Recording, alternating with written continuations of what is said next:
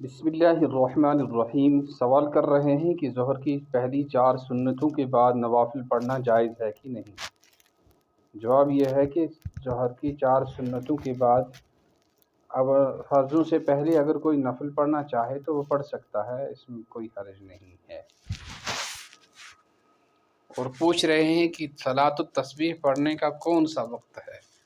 جواب ہے کہ عصر کے بعد اور استواء شمس جب نصف النہار ہوتا ہے، اسی طرح سے صبح کے طلوع آفتاب کے بعد کے دوران یہ نہ صلاۃ التسبیح پڑھنا جائز نہیں ہے، باقی کوئی بھی وقت ہو۔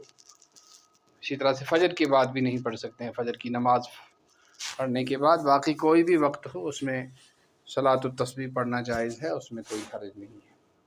صلاۃ التسبیح کو کُنہِ تہِ ساتن پٔرِتھ، مکروہ وقت گژھِ نہٕ آسُن کہِ طلوع آفتاب گژھِ نہٕ آسُن کہِ نصف النہار گژھِ نہٕ آسُن کہِ یِتھے پٲٹھۍ عصر پتہٕ تہٕ صبحٕچ نمازِ پتہٕ ہٮ۪کو نہٕ پٔرِتھ کینٛہہ، باقی ہٮ۪کو کُنہِ تہِ ساتن پٔرِتھ۔